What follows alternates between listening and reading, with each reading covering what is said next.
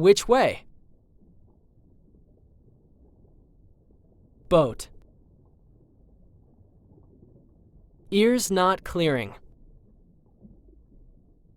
Come here.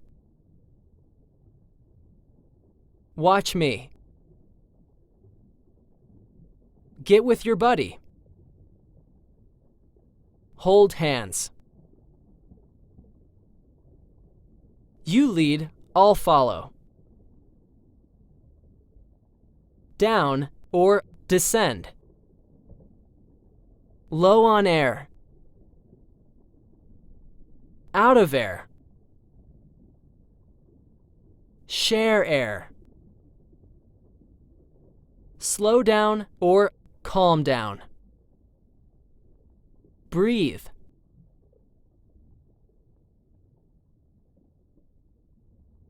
How much air do you have?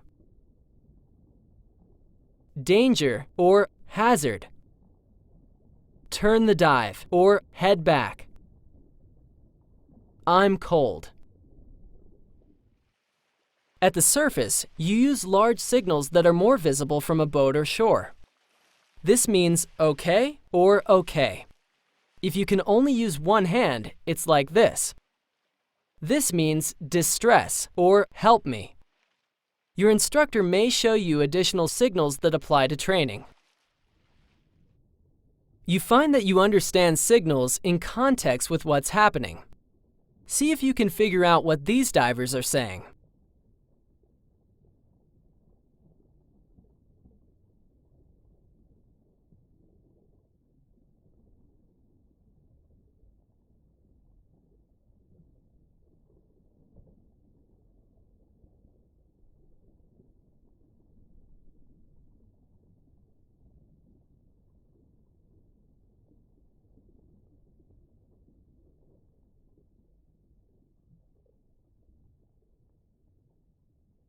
You should have recognized that the trailing diver was having trouble keeping up. He signaled stop and something is wrong. The buddy replied to stop, breathe, and slow down. That is, take it easy and to catch his breath. The diver signaled let me rest a little. A little is not an official signal, but you can tell what he meant. This is normal diver communication. When your regulator leaves your mouth, it fills with water, so you'll learn 2 ways to clear it and resume breathing. The first is the exhalation method. If you have a breath in your lungs, replace the mouthpiece and blow into it. This pushes the water out. Your head needs to be relatively upright so the exhaust valves are in the lowest position. And of course, you must exhale before you inhale. Use the purge method if you don't have much air to exhale. Replace the second stage, stick your tongue against the mouthpiece to block it, and push the purge button for a moment, like this. This pushes out the water. Blocking the mouthpiece helps keep water from spraying in and making you cough. With either method, because you should never hold your breath, remember to blow a steady stream of small bubbles when the regulator is out of your mouth. It helps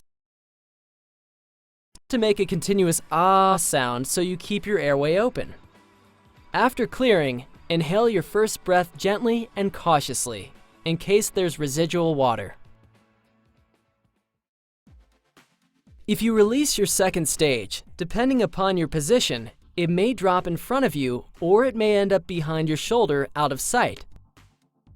To recover with the arm sweep method, in a relatively upright position like this, lower your right shoulder. Extend your right arm backward along your cylinder, then sweep outward like this to locate the hose. Follow the hose to the second stage, replace and clear it. With the reach method, reach back to the first stage, find where the hose attaches and follow it out like this. It sometimes helps to lift the cylinder up and to the right with your left hand. With either method, blow bubbles when the regulator is not in your mouth. When swimming, a dropped regulator usually hangs in front of you where it's easy to find. But if you ever have difficulty relocating your second stage, don't waste time trying to find it. Just switch to your alternate air source and then get your buddy to help. It's normal for some water to trickle into your mask, but it's easy to get rid of it. Hold the top of your mask, then while exhaling slowly and steadily through your nose, look upward. Your breath forces the water out the bottom edge of your mask. Start exhaling before you look up so you don't get a little water in your nose. Some masks have a purge valve for clearing. If yours does, hold the mask firmly against your face and look down while exhaling. The water goes out the valve. By the way, if you normally wear contact lenses but can see well enough without them, you may want to have them out during your training dives. But if you need them, tell your instructor and keep your eyes closed so you don't lose them when learning to clear your mask. Use your SPG to manage your air supply at all times. With good air monitoring and management habits, you avoid running out of air, so they're obviously important habits to develop. With a full cylinder, your SPG reads close to the cylinder working pressure. Pay attention to how fast you use your air. You'll notice you use it faster as you exert more and when you dive deeper. With experience, you get a feel for how much air you use. Also with experience, you'll use less air as you relax, control your buoyancy better, and move more efficiently. Note the caution zone, which indicates when you have 50 bar or 500 psi left. If your SPG is part of your computer, the display may blink or have some other alert. This is your reserve pressure. You plan and execute dives so you have at least this remaining after you're out of the water. During training, alert your instructor when you're getting close to 50 bar or 500 psi. Your instructor may ask for alerts at other pressures. During the course, you'll learn to turn the dive, that is, head back to the boat or shore, based on your remaining air supply.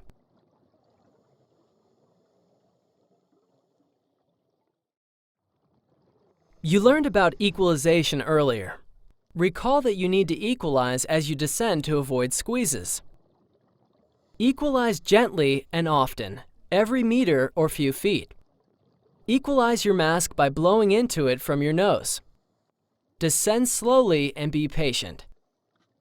Do not use long, forceful equalization, which can damage your ears and cause hearing loss. If you have difficulty equalizing, stop your descent, signal your buddy and your instructor, ascend a bit and try again. After equalizing, descend more slowly and equalize more often. Never continue descending if you can't equalize. The most popular dive kick is the flutter kick. To do this without wasted effort, starting neutrally buoyant, horizontal and level, kick from the hip with your arms at your side or against your body, like this. Your knee doesn't bend much, and it's a slow, long kick. Stay well above the bottom so you don't damage fragile organisms.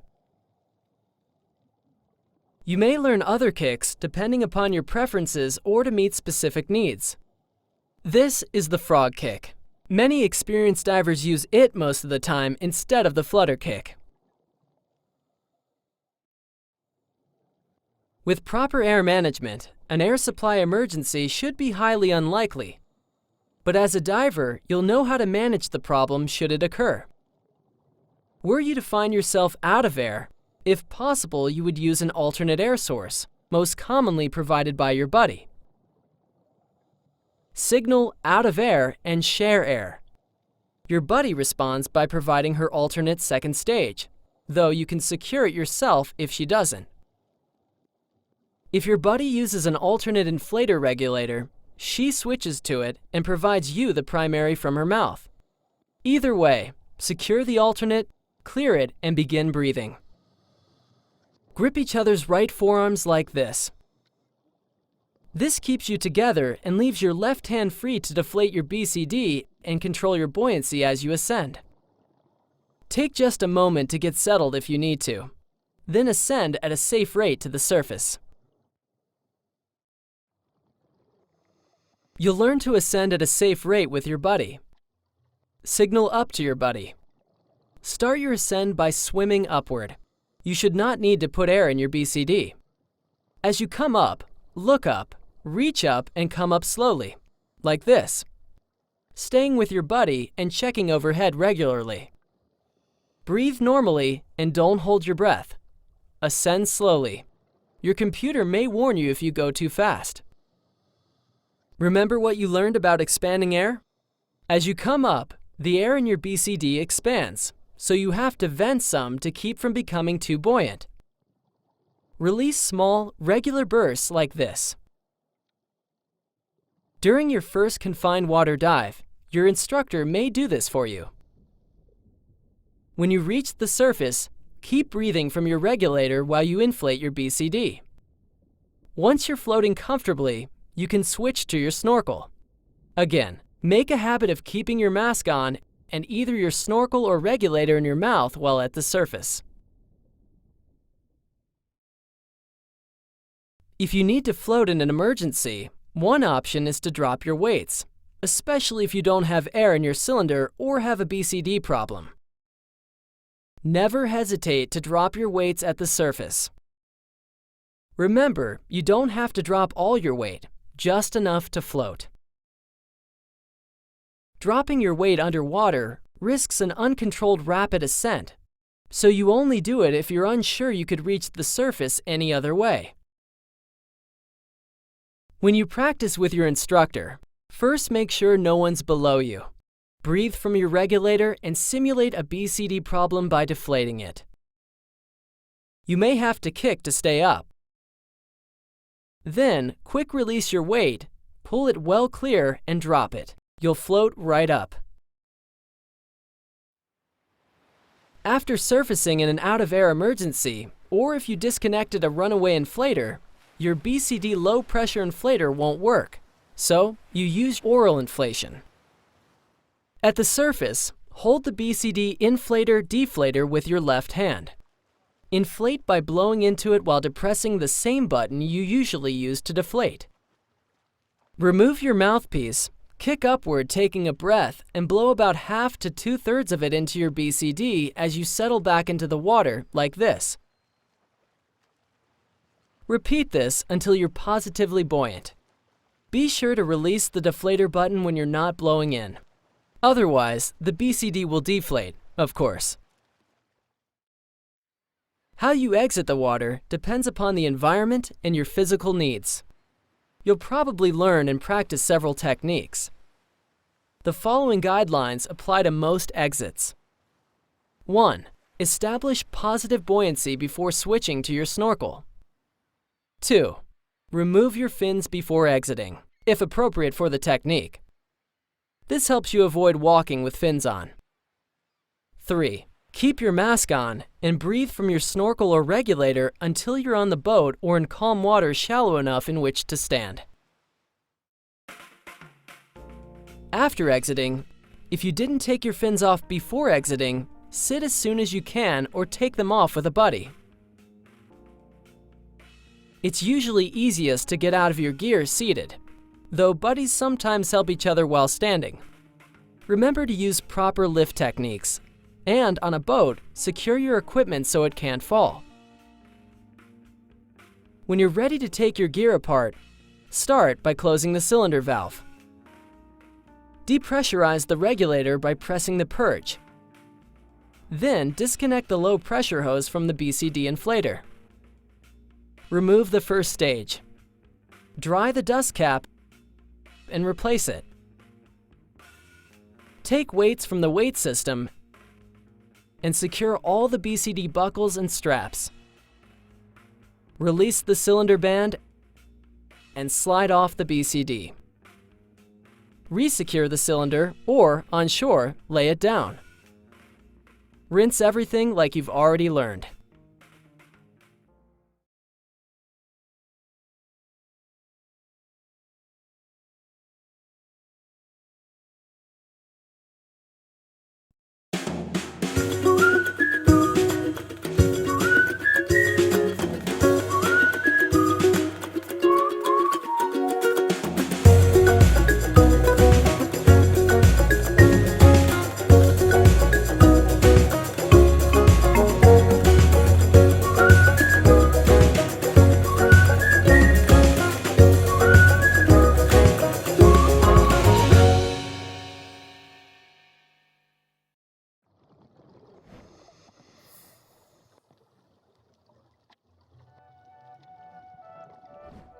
An experienced diver once pointed out that diving isn't something you do, it's something you experience. There's something to that when you consider that underwater, seeing, hearing, moving and breathing differ from what you're used to on land. Let's start with how you see and hear as a diver.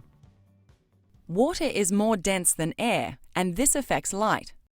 Light changes direction slightly when it enters your mask from the water, which causes about a 1/3 magnification. Depending on your perspective, this can make an object look larger, or closer, or both, though with experience, you mentally adjust for this without thinking about it. Water also reflects, scatters, and absorbs light, so the deeper you go, the less light there is. But your eyes are very sensitive. At most popular sites, you have adequate light during the day. Although you may not notice much light loss in clear water during the day, you may notice color loss. Water doesn't absorb light uniformly. It absorbs some colors before others. As you see here, you lose red, followed by yellow, green, and finally blue. Your eyes adjust for the color change, though you may be surprised at how much lost color a dive light reveals. The underwater world isn't silent. You may hear aquatic organisms, boats, divers, and other noises. Sound travels longer distances in water than in air. A boat that's too far away to hear at the surface may sound close underwater. Sound also travels about 4 times faster in water, and that makes it difficult to tell its direction. Usually, something sounds like it's coming from all around or overhead. You may be able to tell relative changes in distance by whether a sound gets louder or fainter. Because water's denser than air, it takes more effort to move through it. The faster you swim, the more energy you use. But what's the rush? Save your energy by moving slowly and steadily, avoiding rapid or jerking movements. Streamlining is part of swimming and moving effectively. You're streamlined when all your gear's secure and nothing dangles, and when you swim relatively level. As you learned in Section 1, trim is your balance in the water, ideally set so your head and feet stay relatively level in a swimming position. If you have too much weight, you add air to your BCD to compensate. This puffs it out, lifts your torso, and lowers your feet, all of which add drag and waste your energy. If you don't have enough weight, your BCD may be empty, but you'll have to kick downward to stay at depth. This puts your feet too high. You can also be weighted correctly, but have it distributed too low or too high on your body. During your training dives, your instructor will help you master correct weighting and trim. The right weight and trim make water's density work for you. As you dive, you stay neutrally buoyant, almost weightless, gliding through the underwater world. At the surface, you inflate your BCD so you float effortlessly. It's your ability to change your buoyancy that makes diving a unique experience. Normally, you'll end the dive when you're too cool for comfort, but be aware that water absorbs heat about 20 times faster than air does, so even water as warm as 30 degrees Celsius, 86 degrees Fahrenheit, can chill you after a while. To stay comfortable, you wear an exposure suit. A full wetsuit like this for moderately cool to moderately warm water, and a short wetsuit like this for tropical water. Use a dry suit in the coolest water. You'll learn more detail about exposure suits in a bit. Diving's not fun if you're cold, so if you get cold, end the dive and wear more protection the next time. Except in very warm water, even with an exposure suit, you'll still lose heat. The longer the dive, the more protection you wear, but even then, you'll eventually get chilled. Normally, you'll end the dive when you're too cool for comfort, but be aware that uncontrollable shivering is a sign of hypothermia. a serious condition in which your body has lost so much heat that it can be dangerous. If you begin to shiver continuously, exit the water immediately, dry off, and seek warmth. You've already learned that you breathe slowly, deeply, and continuously while diving. This is a more effective way to breathe dense air, and it reduces the effect of dead air space.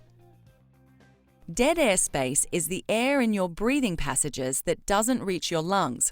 It's the first part of each inhalation and is higher in waste carbon dioxide.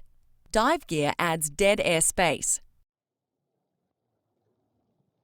Slow, deep breaths make breathing more efficient because they reduce the proportion of dead air you inhale.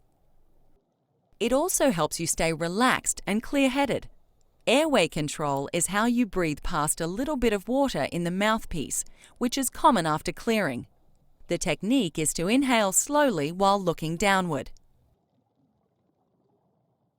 Since it's heavier than air, water stays in the mouthpiece as the air flows into your mouth and lungs.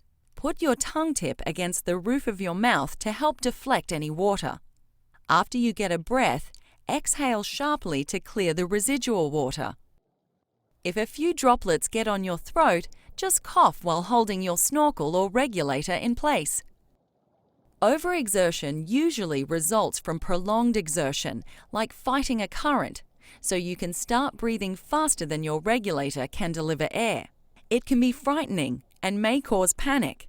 Signs and symptoms include fatigue, labored breathing, feeling suffocated or air-starved, weakness, anxiety, headache, muscle cramping, and a tendency to panic. You help prevent overexertion by breathing slowly and deeply. If your breathing starts to rise, slow down. If you start to feel overexerted, stop all activity, signal your body, and rest. At the surface, make yourself buoyant. Underwater, hang on to something if you can, such as a rock or a dead coral. Wait until your breathing returns to normal before continuing at a slower, proper pace. If conditions make that difficult, abort the dive. Remember that when scuba diving, your breathing goal is to always breathe slowly, deeply, and continuously. As you've learned, you make and plan dives with a buddy. Dive plans don't have to be complex or lengthy, but they help you enjoy the dive more and prepare you to handle problems. Among other points specific to the dive as appropriate, a plan addresses entry and exit points and methods, the course you will follow, the maximum depth and time, a review of signals and communications, when to head back, usually based on your time or air supply, how you will stay together, what to do if separated from your buddy, emergency procedures, and your objective. You kit up together, helping each other as appropriate. Then, right before going in, you conduct the pre-dive safety check with the recall phrase, "Begin with review and friend," or any other phrase for BRAF. Begin, B for BCD. Check adjustment, operation, and partial inflation. Make sure the cylinder band is snug. Check that your surface signaling devices are in place. With, W for weights. Confirm correct weight amount and distribution, and that you can quick release and discard enough to float. Review, R for releases. Make sure all buckles and straps are secured and properly adjusted, and that buddies know how to work each other's releases. And A for air. Test breathe your regulator and alternate air source. Check your SPG to be sure you have enough air for the dive, plus a reserve. Buddies make sure they know where to find each other's alternate air sources. Friend, F for final check. Look each other over for loose straps, trapped hoses, anything out of sorts. Make the pre-dive safety check a habit. It only takes a moment, yet may help prevent close calls and accidents. During the dive, stay with your buddy or buddies. Remember that in clear water, you can be too far apart and yet still see each other. Know what you'll do if you get separated. The general procedure is to look for no more than a minute, then reunite on the surface if you haven't found each other. But in some circumstances, you may need to plan something different. When you have a 3-person team, you follow these procedures if any one buddy gets separated, even though 2 of you are still together. The buddy system works well when divers plan their dives together, pre-dive check together, stay together, and manage their air together. Remember, it's your responsibility to stay with your buddy or buddies. No one can do it for you. Managing your air supply is one of the most important dive skills. You've already learned about using your SPG. Now let's look at how you and your buddies manage your supplies together. People use air at different rates, so one buddy will always use air fastest. Throughout the dive, you and your buddies share air supply information because you turn the dive and head back based on the diver who reaches your planned turn pressure, the pressure at which you head back, first. Suppose you and a buddy dive from a boat with similar cylinders, full at 200 bar or 3000 psi. You agree on a 50 bar or 500 psi reserve. You also agree on 20 bar or 300 psi to cover your ascent and safety stop. Put that with your reserve to get the pressure at which you should be starting your ascent. In this case, you want to start ascending the boat mooring line with at least 70 bar or 800 psi remaining. Take 70 bar or 800 psi from your starting pressure, and that means you have 130 bar or 2200 psi for the dive itself, and you agree to head out until one of you has used half of this, 65 bar or 1100 psi. Then you'll head back using the other half. So, to find your turn pressure, the SPG pressure at which you turn around and head back, subtract 65 bar or 1100 psi from your starting pressure. In this case, your turn pressure is 135 bar or 1900 psi. This gets you back to the mooring line and back on the surface with your reserve. When you plan conservatively, it's common to reach your ascent point with more air than planned. If so, you can often continue the dive in the immediate area, then surface when you reach your ascent pressure. With conservative planning, unexpected delays will still usually let you reach your ascent point within your air supply limits. But if not, ascend as planned where you are and swim the rest of the way on the surface. Do not risk running out of air underwater. A final point. To adjust for differences in air supplies and starting pressures, plan air management based on the smallest supply. At the beginning and end of a dive, you commonly spend time at the surface in water too deep in which to stand. As you've learned, maintain a habit of keeping your mask on and breathing from your snorkel or regulator. Under stress, you tend to do what you do by habit, so these are the habits you want. You may prevent and handle difficulties more effectively when you can see and breathe with your face in the water. You respond much more slowly if you have to put your mask back on. With your mask on and a mouthpiece in place, you're less likely to be blinded or choked a bit by waves. And you're less likely to lose a mask that's on your face. Talk as necessary, but put your mouthpiece back in your mouth afterwards. If you're at the surface more than a few moments at the start of a dive, use your snorkel to save your air for the dive.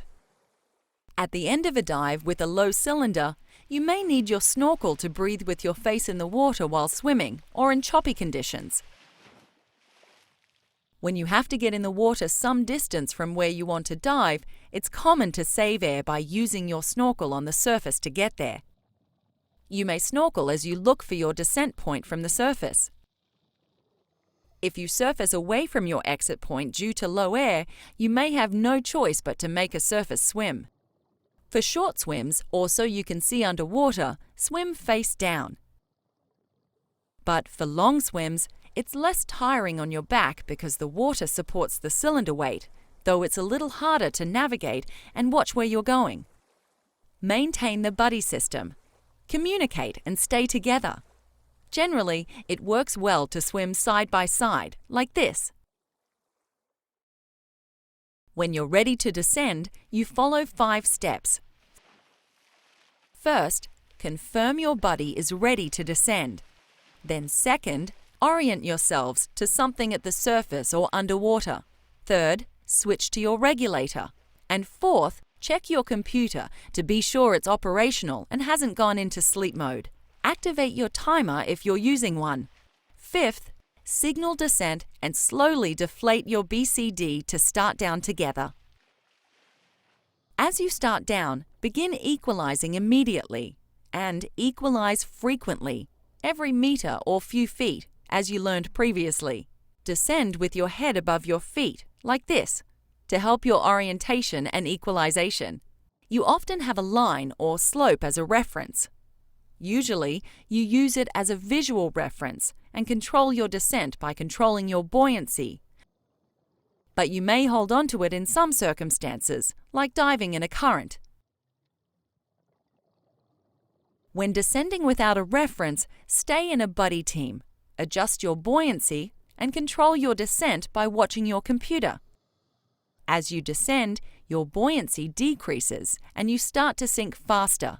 This is because increased pressure compresses the gas in your exposure suit and it loses buoyancy. Add air to your BCD to compensate for this, or to your dry suit if you're wearing one. Use small, frequent adjustments for a slow, controlled descent.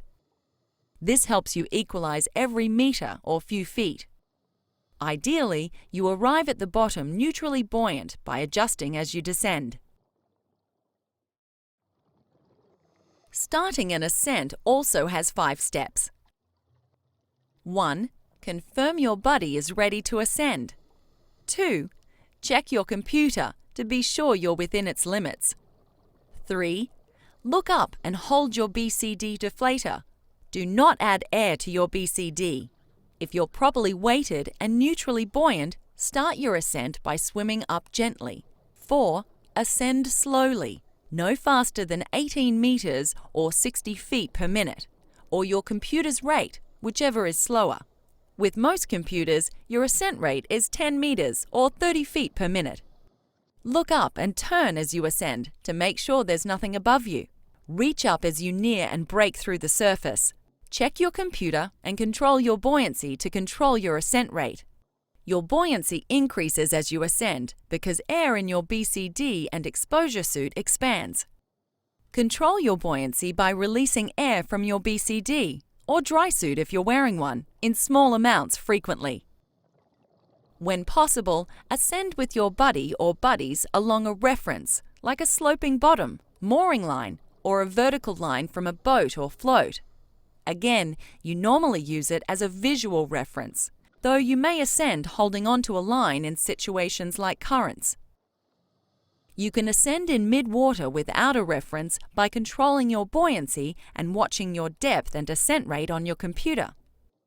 To navigate while doing this, a common technique is for one buddy to control the ascent while another buddy focuses on navigation. Make a safety stop a normal part of your ascents. It's simply a pause somewhere between 6 meters or 20 feet and 3 meters or 10 feet, usually at 5 meters or 15 feet for 3 to 5 minutes. Safety stops help you stabilize your ascent and give your body extra time to release dissolved gases. This helps reduce the risk of lung overexpansion injuries and decompression sickness. You'll learn more about this in sections 4 and 5. It's easiest to make safety stops with a reference, but you can make them without one by watching your depth on your computer while hovering, neutrally buoyant. Note that safety stops add conservatism, but you omit them during emergencies like assisting another diver or if you are very low on air. After all divers confirm they've completed their safety stop, swim gently upward to resume your ascent. Look up and reach up, like this, and rotate if necessary to check for obstructions. Keep a hand up as you surface, then inflate your BCD so you float comfortably before you switch to your snorkel. When boat diving, you usually signal the dive master that you're okay, then swim toward the boat if you're some distance away.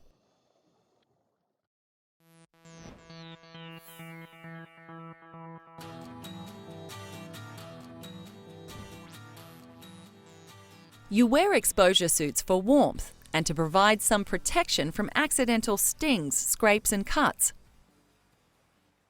The three primary types are wetsuits, dry suits, and skin suits, which are sometimes called bodysuits. You use wetsuits in water as cold as 10 degrees Celsius or 50 degrees Fahrenheit to 30 degrees Celsius or 86 degrees Fahrenheit. They're made of foam neoprene. Water seeps into the suit and gets trapped, which is why they're called wetsuits.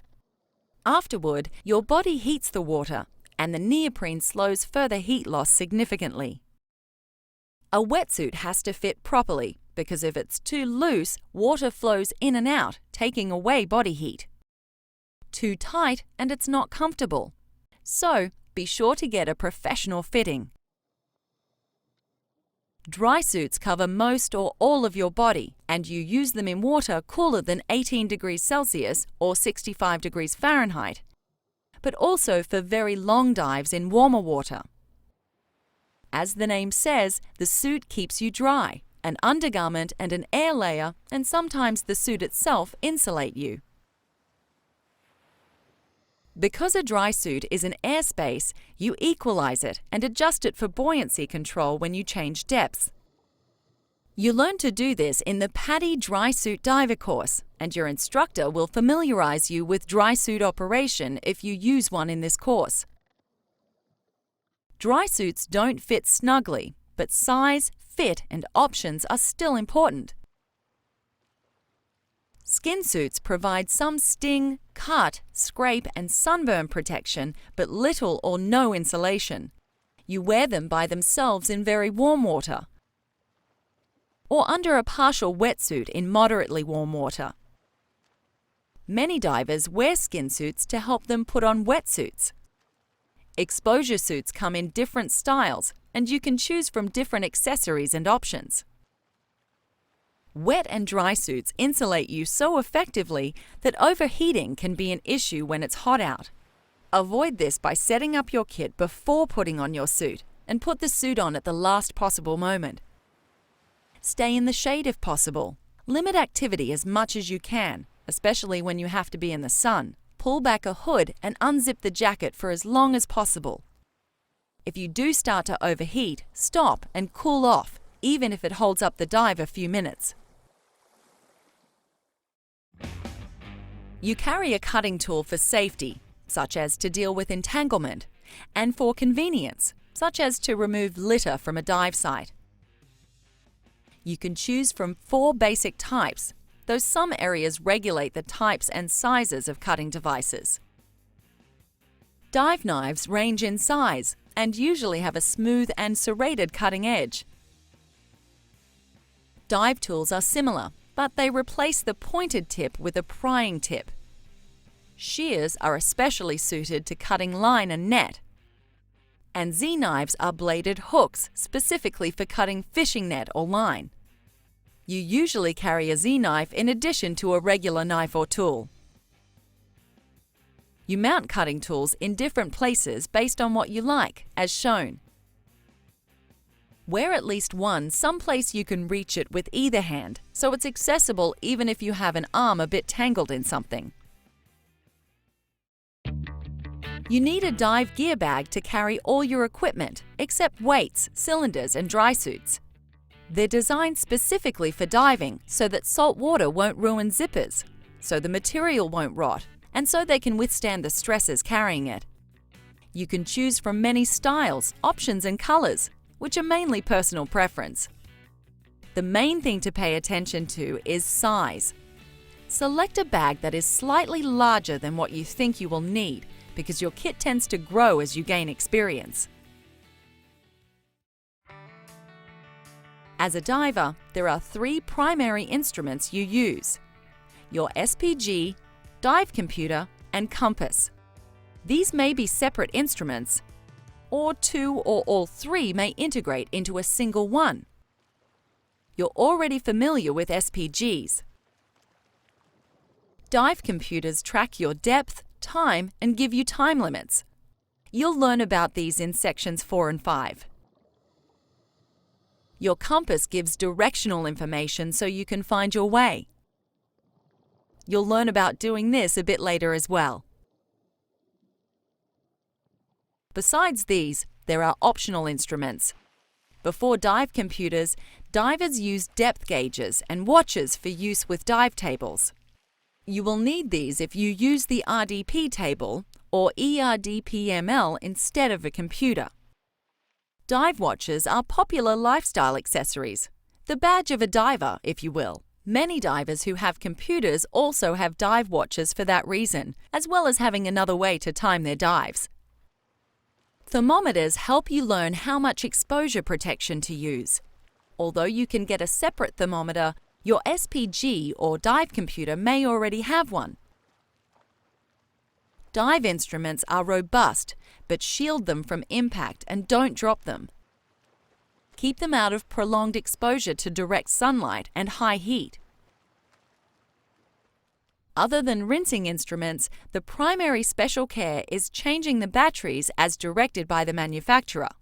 See the manufacturer literature for any additional requirements.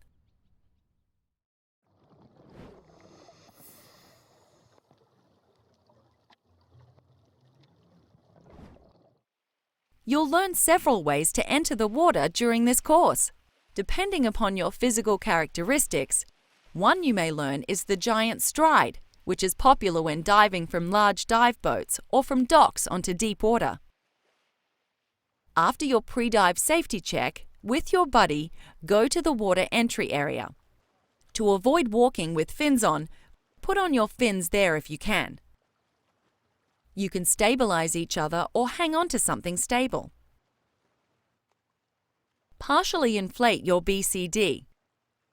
Check that the entry area is clear and confirm that your buddy's ready. Breathe from your regulator and hold it and your mask like this, so they don't get bumped out of place when you splash. You can hold your instruments and accessories with the other hand. However, some divers prefer to put it on the back of their head. Look straight ahead and take a big step into the water. Keep holding your mask and regulator until you're stable on the surface. Turn to the boat or dock, poolside in this case. Signal that you're okay and clear the area for your buddy. Boat diving, you typically wait on a line trailing from near the ladder or the stern if there's a bit of a current.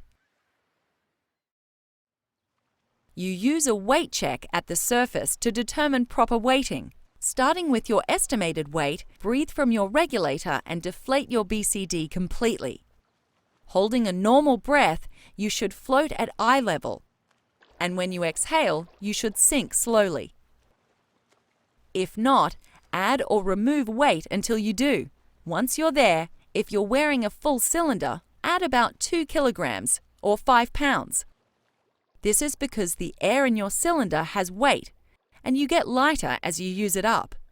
The 2 kilograms or 5 pounds offsets this weight change. Sometimes a BCD band is too loose and the cylinder starts to slip. If this happens before getting into the water, it's usually simplest to take the scuba kit off and readjust it. If a cylinder comes loose during the dive, it's not usually an emergency because it will stay with the diver. Find some sand or other insensitive bottom and have her turn face down, like this. Loosen the band enough to replace the cylinder. Then tighten and lock it. If it comes loose at the surface, you may be able to re-secure it by having the diver hold on to something while breathing from her snorkel or regulator. It's usually easiest if the diver has no more air in the BCD than necessary to float. If a cylinder slips loose while exiting the water, it is often easiest to ease back into the water, slip the kit off, and then lift it from the water like this. You'll practice taking your gear off in the water at the surface so you can do this. When your snorkel's out of your mouth at the surface, it fills with water. To clear it so you can breathe, blow forcefully like this to blast the water out. You'll hear this called the blast method. After clearing, inhale cautiously and use airway control to breathe past any residual water and blast again to get rid of it. Practice this with your face in the water, which is how you do it when you're keeping an eye on something below, or when in choppy waves that, for practical purposes, mean that your face is always in the water. You switch from your snorkel to your regulator, and your regulator to your snorkel on almost every dive. Again, practice this with your face in the water. Starting with your snorkel, take a breath, then exchange it for your regulator. Clear your regulator. After a few breaths, take a breath, go back to your snorkel, clear it, and breathe. Repeat this exchange until you can do it effortlessly. During confined water dive 2, you'll begin developing your neutral buoyancy skills. One popular technique for starting out is the fin pivot. Lie face down on insensitive bottom, sand for example, if you're not in a pool. Relax, then breathe slowly and deeply. If you're approximately neutrally buoyant, you should pivot up on your fin tips as you inhale and down as you exhale. If you don't, add a small burst to your BCD and try again. Make small changes. Adding a lot of air risks a rapid ascent. Be patient. When you pivot up and down as you breathe, like this, you're about neutral. Once you know how to do this, start using neutral buoyancy as your normal state while diving. For example, if you need to clear your mask, instead of kneeling, clear it in mid-water or with just light fin tip contact, in a more horizontal position, like this. Although the fin pivot is popular, your instructor may have you use a different technique. Confined Water Dive 2 continues your mask clearing skills.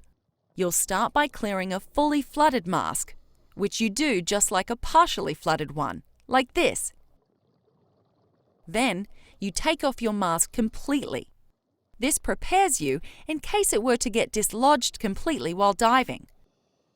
If you're not wearing contacts, keep your eyes open.